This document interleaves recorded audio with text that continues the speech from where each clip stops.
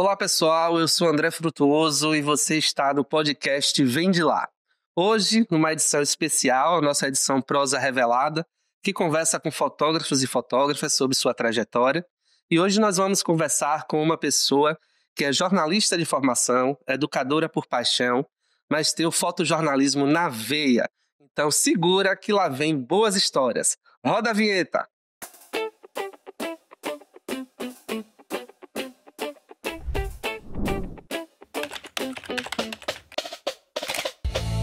Então, senhoras e senhores, hoje eu converso com Carol Garcia, fotógrafa, jornalista, graduada em comunicação pela UFBA, mestre pela UNEB.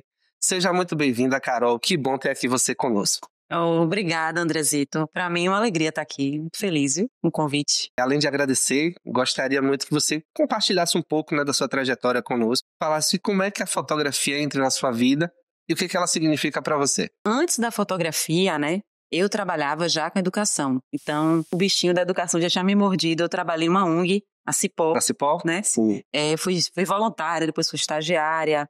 E lá, eu comecei a me encantar pela cultura hip hop, através desse trabalho que eu fazia lá na Cipó. Durante o curso de comunicação, eu fui me interessando pela fotografia, Fiz uma oficina ali na própria Facom, Fiz o curso com Marcelo Reis, sim, na Casa Marcelo da Fotografia, grande Marcelo Reis, vou dar um beijão pra ele aqui. Em 2004, eu fiz o curso com Marcelo Reis, mas a gente já tem mais de 20 anos isso. E quando foi chegando o final do curso, eu resolvi escolher um tema ligado à cultura hip hop, que eu vi a implantação das cotas na UFBA, eu conheci isso através da Rejaer Hip Hop, que fez um evento na reitoria e eu fotografei esse evento, ainda sem saber fotografar, Sim. Mas eu já estava ali muito atenta àquilo e aquilo me encantou muito.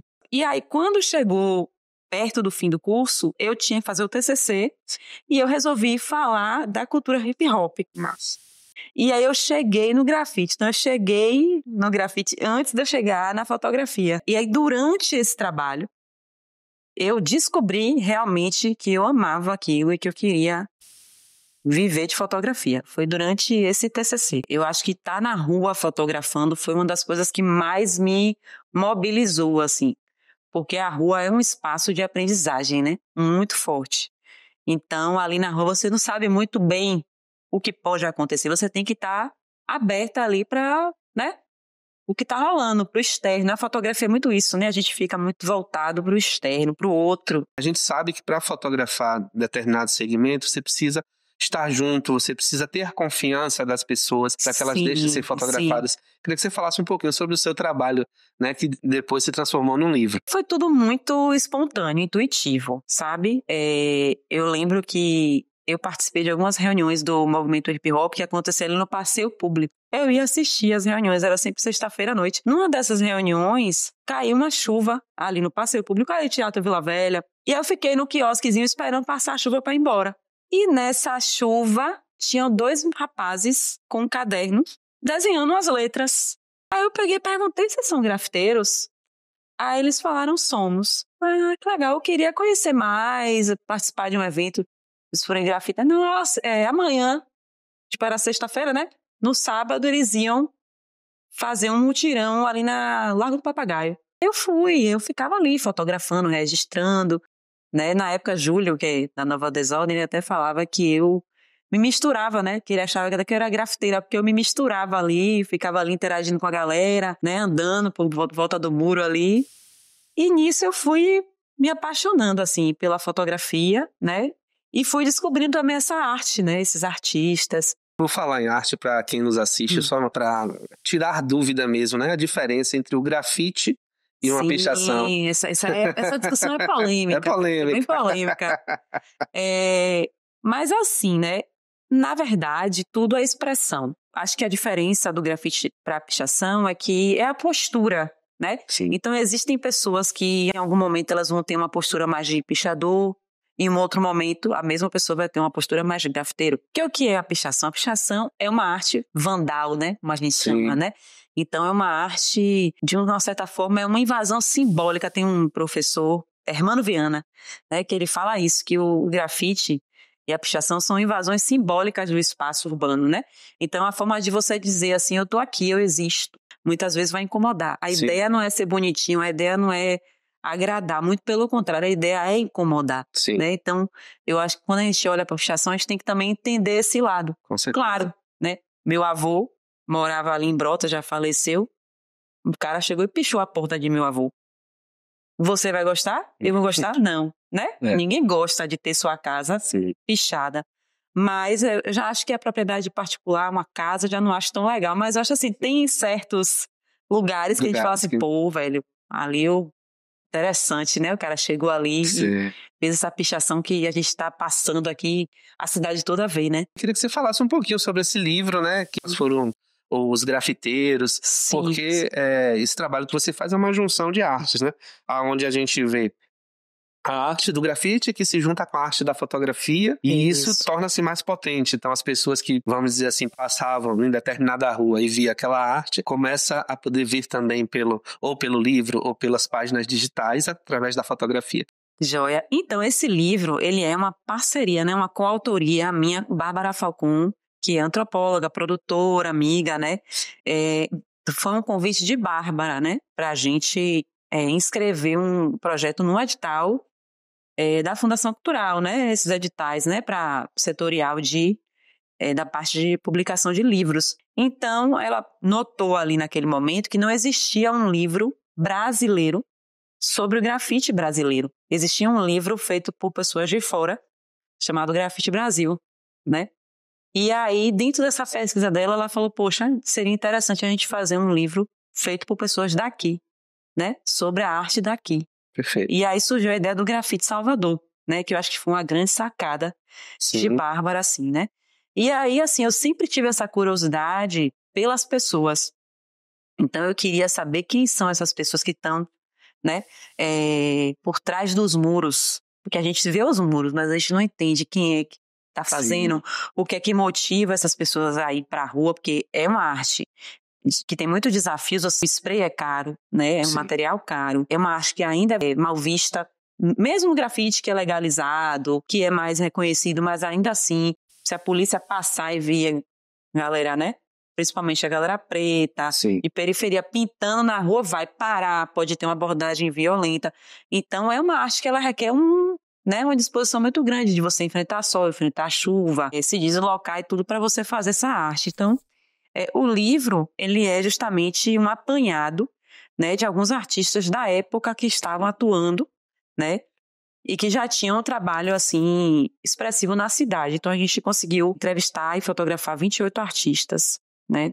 Infelizmente, só uma mulher, que é Mônica, né, Mônica Reis, querida, grande grafiteira e artista. Ela tá aí representando as mulheres também, né? Assim como você na fotografia, Bárbara. Então Exato. Então é isso, a gente fotografou muitos muros também pela cidade, né?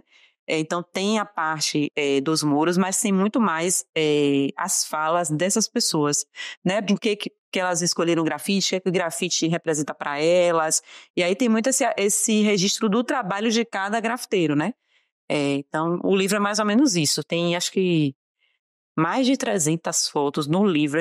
Eu passei praticamente 2 anos fotografando para esse livro. Eu comecei em 2011, né? A gente terminou de produzir as fotos, entrevistas mais ou menos ali no final de 2012. Em 2013 foi montar o livro, né? Também, foi o processo de montar. É possível ter acesso a ele pela internet, comprar, como é que é? Olha, infelizmente a gente não tem mais exemplares físicos, porque foi uma tiragem limitada. E a gente tem somente o EPUB, né, que é a publicação digital. E como é que faz para poder acessar? Se você der um Google lá, Grafite Salvador, você acha. Né? Tem um sitezinho que ele está hospedado lá. Maravilha. E pensa em fazer uma versão 2 ou um grafite só com as mulheres? O que você pensa sobre isso? Olha, eu tenho vontade, né? Mas nessa correria que a gente vive, a gente vai abraçando, né, os projetos. Até o momento eu não consegui encampar esse projeto aí, mas estou aberta aí às possibilidades, né? Eu acho que vale muito a pena um registro só sobre as mulheres, porque cresceu muito. Cresceu bastante. A presença das mulheres no grafite, na pichação também, né? Tanto no grafite quanto na pichação. Queria que você falasse um pouquinho sobre essa sua trajetória enquanto repórter fotográfica desses veículos, né? Que estão ali no dia a dia. Pois é, né? Eu justamente comecei lá em Camaçari, na prefeitura de Camaçari, né? Eu fiz meu TCC e aí na sequência eu já pensei, poxa, seria bom eu trabalhar como fotógrafa, né? Eu já tinha essa visão, assim, de eu quero pagar minhas contas com fotografia. Tudo bem, eu quero ser artista, mas meu pai sempre falava, vai pagar suas contas? Se não for pagar as contas, não serve. E aí tinha essa preocupação, né? Eu sempre via a fotografia dessa maneira também, né? Tinha que ser um meio de sustento, né? Sim. Então, eu tive essa oportunidade através de Marina Silva, querida fotógrafa do Jornal Correio, que ela já estava trabalhando, a gente formou junto, inclusive, Marina, né? Ela estava saindo desse emprego em Camaçari para ir para o jornal. Sim. E aí ela me perguntou se eu tinha interesse em ir para lá. Aí comecei lá e depois eu fui para o governo do estado, fiquei na SECOM acompanhando, boa parte do tempo acompanhando o governador, na época Jacques Wagner, Sim. né? Depois Rui, né? Porque a equipe toda acompanhava, né?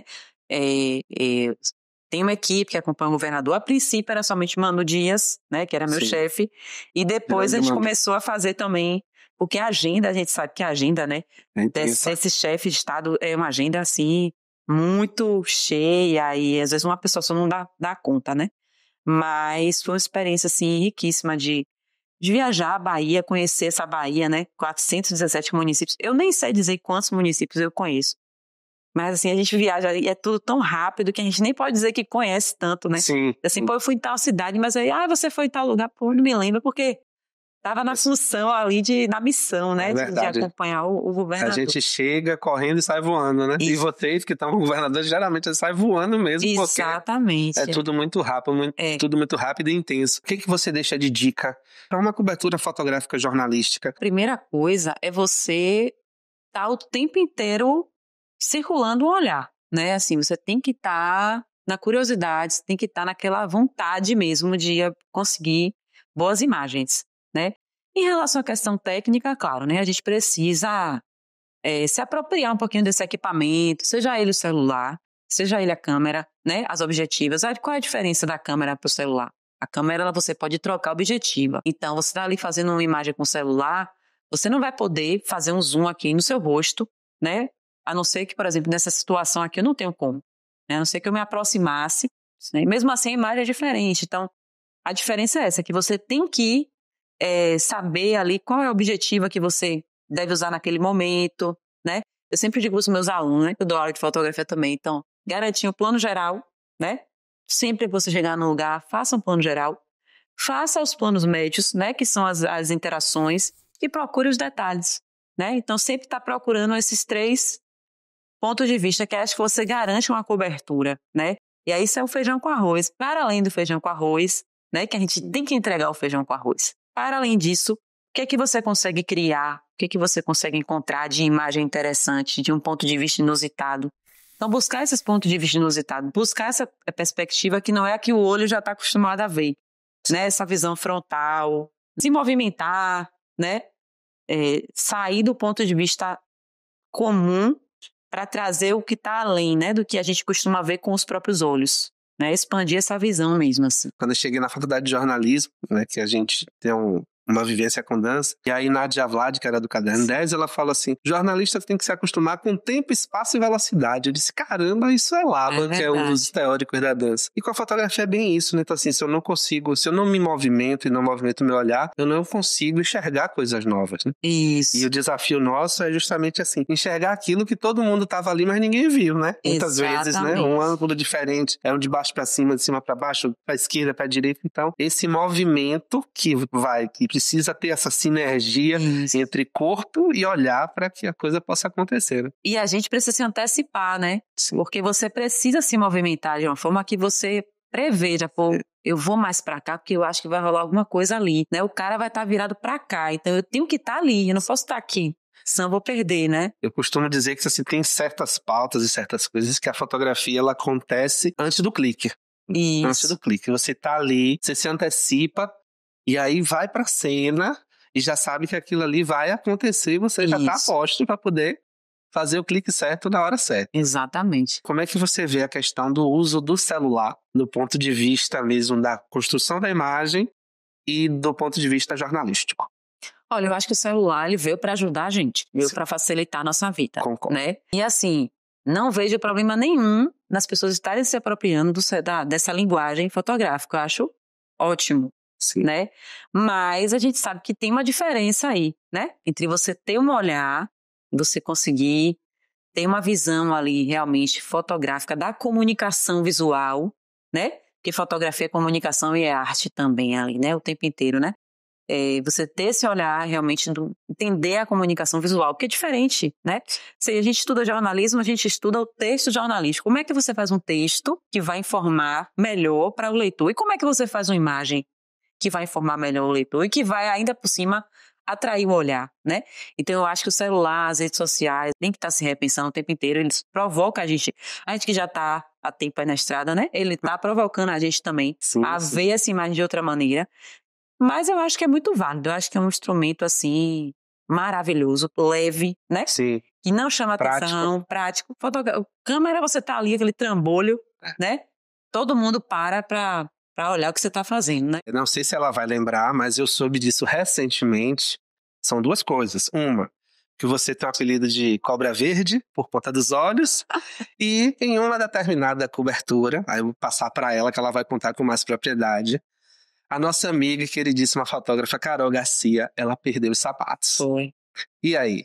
Rapaz, essa história aí é... Hoje a gente dá risada, mas na hora foi tenso, viu? Eu sempre fotografei o 2 de julho quando eu tava no SECOM. Só que, geralmente, eu não fotografava o governador.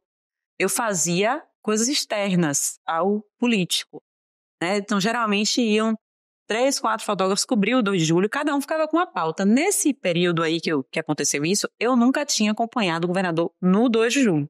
Sim. Tem que estar antes das 7 ali na Lapinha para fazer o primeiro momento ali. Então, acordei cedo. Quando eu fui olhar meus tênis, estava molhado. Falei, pô, não vou de tênis, vou botar uma sapatilha. Peguei e botei uma sapatilha. Uma sapatilhazinha molinha, né? E aí, lá vou eu, né? Eu fui acompanhar a Wagner e na hora que o cortejo sai da Lapinha, aquela muvuca, um aperto, meu pé sai do chão. Meu pé sai do chão, o sapato cai. E aí eu não posso na hora, né? Não consigo na hora ver onde meu sapato estava. Esperei o pessoal sair dali e saí correndo, voltei para procurar meu sapato, não achei. E aí eu falei, o que é que eu vou fazer agora, né? Aí tentei pegar, fui na casa de umas pessoas ali no meio do cortejo, tentar pegar um sapato de alguém, né? Gente. Ainda peguei chinelo numa casa de uma pessoa e fui acompanhando o governador dessa forma. Chegou um momento que o governador, ele e a primeira-dama, perceberam que eu estava descalça, né? E aí eu tive que explicar pra eles que eu tinha perdido meu sapato e tal. Eles até deram risada. Tipo assim, foi engraçado, né? Que eu peguei um chinelo de uma pessoa que eu fui pedir numa casa, só que o chinelo também saiu do meu pé. Porque eu ia tomando pisada da Lapinha até o Pelourinho. Acho que eu peguei uns 3 pares de chinelo. Todos eu perdi pelo caminho. Quando chega na igreja do Rosário dos Pretos, que eu entro com o governador, tô eu com o pé todo ferido, todo pisado, sujo. E o povo olhando pra mim. Meu Deus, que essa fotógrafa que tá com o pé todo sujo, descalça, né? Mas eu fui até o final acompanhar o governador, né? E essa foi a história. Foi um dos maiores perrengues que você já passou entre bater Esse foi um dos maiores perrengues que eu já passei, viu? Tem as perrengues de perder foto, né? Sim. De cartão corrompido. Interessante, né? Isso sobre essa questão de perder foto. Como é, Carol Garcia, no seu workflow, como é que guarda seus arquivos? Você guarda tudo, não guarda, exclui? Como é que funciona essa organização pessoal? Eu, hoje em dia, eu tô até repensando isso, entendeu? Sim. Tem alguns trabalhos que eu guardo material bruto. Sim. Só que o material bruto, quando você fotografa em RAW, ele é muito pesado, né? E assim, a gente também não... A depender do trabalho, você vai voltar naquilo. Se for um trabalho para um cliente específico, né? Você não tem por que você ficar guardando aquilo. Você vai fazer um evento, uma cobertura. Não precisa ficar guardando aquele material todo. Então, hoje em dia, eu tô repensando isso. Mas antes eu guardava tudo. E aí ficava aqueles HDs ali guardados. E também guardo na nuvem, né? Sim, Meu sim. material. Eu tenho aprendido a utilizar melhor o Lightroom, né? Sim. Que é um aplicativo que lhe ajuda a organizar seu material, catalogar, utilizar palavras-chave, Sim. para você depois voltar e localizar os seus arquivos melhor, né? Perfeito. Mas é difícil. Acho que todo mundo que eu converso que é dessa área tem essa dificuldade. Já perdi HD, já caiu no chão, já queimou. Já passei por tudo isso aí. A gente sabe que seus trabalhos eles já foram publicados em livros, exposições, festivais, revistas internacionais. Queria que você falasse um pouquinho sobre como é esse retorno, né, à sala de aula que você já teve na época da Cipó. Como é que você faz esse percurso de ir para a academia, se tornar professora de universidade? Eu, na verdade, fui fazer o mestrado muito por conta dessa minha inquietação de estar mais na área da educação, né? E também de abrir outras frentes de trabalho, né? Além da parte do fotojornalismo, né? E aí eu resolvi fazer o mestrado, né? Que fiz lá na UNEB. E dentro dessa pesquisa, eu fiz uma pesquisa aplicada, né? Justamente para discutir esse papel da fotografia, da imagem, né? Em relação a essa transformação, né? Que começa a partir do olhar que você tem sobre si mesmo, né? Para você poder transformar, né? Alguma realidade, você precisa começar de si mesmo, né? Então, eu comecei a pensar que eu poderia estudar um pouco esse processo, como é que um processo educativo com imagem pode ajudar, né, a mudar essa percepção que jovens periféricos têm de si e do seu próprio bairro, né? Sim. E aí tive a oportunidade, através de uma amiga querida, que é a Emanuele Silva, que era uma das coordenadoras do programa Corra Pro Abraço, né, que é um programa do governo do estado, de propor, de fazer esse trabalho num dos núcleos. E aí eu fiz próximo aqui na Itinga, né? Eu desenvolvi minha pesquisa lá, com jovens moradores de lá. Fiz um curso que durou quase 6 meses com eles lá. Tive a oportunidade de ficar com esse grupo um bom tempo. A gente conseguiu fazer uma exposição final. Que massa. Né? Então, a gente tinha essas aulas teóricas e também práticas. A gente saía pelo bairro fotografando. Aí, eu consegui fazer essa pesquisa e, com ela, eu consegui acessar também um outro espaço, né? Que é o espaço do ensino superior. Que até então eu não estava dentro do ensino superior, estava nos espaços não formais, né? E hoje eu estou aí dando aula dentro dos cursos de cinema, de design, de jornalismo, de publicidade. Eu estou na Unijorge também, né? Já tem algum tempo dando aula lá, né? Eu gosto muito de sala de aula, acho que eu gosto de pensar junto, né? Também essa questão da inserção profissional. Eu gosto muito disso, de ajudar as pessoas a vislumbrar um caminho profissional através da fotografia ou através de né? De outra forma também, né? Então, eu acho que a educação é um espaço em que a gente pode colaborar muito, né? Contribuir muito com algumas mudanças, assim. O que você traz para os seus alunos e alunas como dicas mesmo, assim, para poder, né, ter a fotografia, né, na sua vida enquanto uma profissão? Eu gosto de falar assim, esteja aberto às oportunidades. Porque às vezes a pessoa começa ali, eu quero fazer isso. Eu quero fazer foto de casamento, né? Mas, às vezes, aparece uma oportunidade de você fazer um outro trabalho, que não é exatamente o que você imaginava, mas que vai lhe dar experiência, vai lhe dar uma vivência diferente, vai lhe colocar em contato com pessoas. Então, essa coisa do networking, de você conhecer pessoas, de você estar ali aberto, né, para trocar, isso é muito importante para a profissão, para qualquer profissão, eu acho. Sim. Né? Mas para a nossa área de comunicação é fundamental você saber se comunicar e você estar aberto. Eu não faço esse tipo de trabalho. Por que não? Se está rolando essa oportunidade, por que você não vai experimentar? Experimente. Veja se você se encaixa ou não, se você se vê ali ou não, né?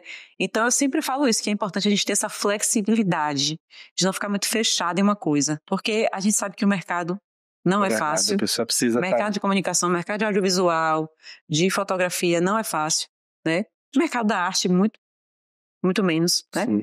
Então, por mais que você queira ali, você quer trabalhar com fotografia numa perspectiva mais autoral, mais artística, massa.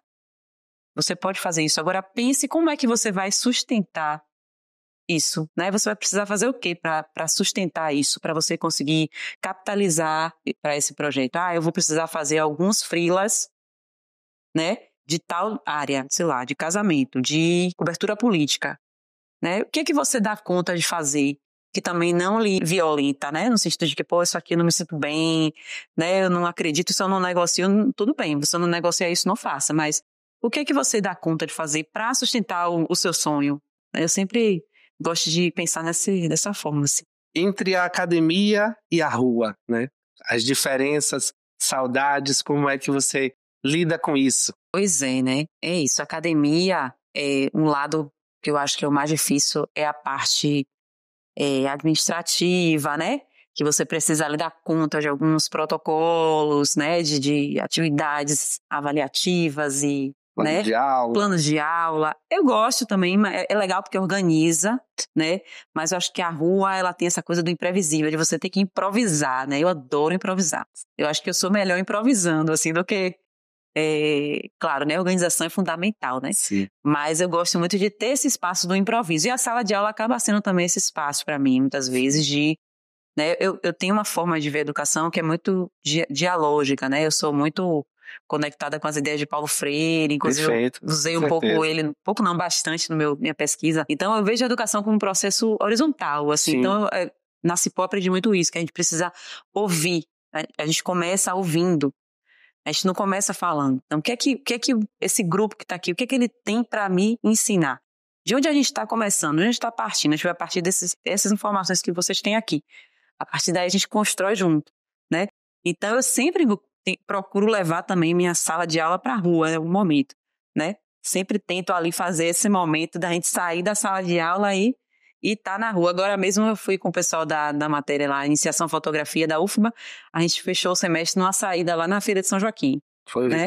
Foi muito massa, foi muito massa, assim. É muito gratificante a gente ouvir histórias de superação, porque a Cipó, né, as ONGs, elas exercem um papel muito importante Sim. para a juventude, né? Eu costumo dizer que para que a juventude possa ter um futuro mais promissor, é um tripé. A gente precisa de uma família, a gente precisa da escola, a gente precisa de um projeto social, seja ele de qual vertente for, porque o projeto social ele dá essa visão, né? Traz esse outro olhar mais sensível para que aquele ser em formação possa ampliar esse olhar e conseguir enxergar as realidades de uma outra forma.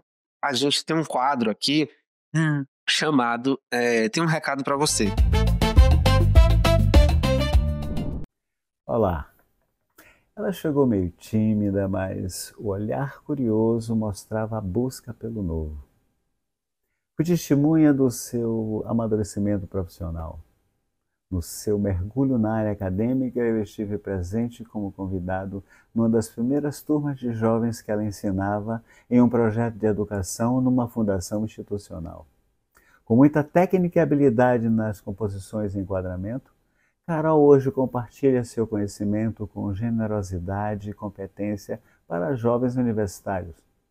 Futuros profissionais que com certeza serão éticos e criativos como sua mestra. Parabéns, Carol Garcia. Muito sucesso na sua vida acadêmica e na formação de novos talentos. A fotografia agradece a sua existência. Para você, meu carinho e respeito. Beijo. Por que eu admiro Carol?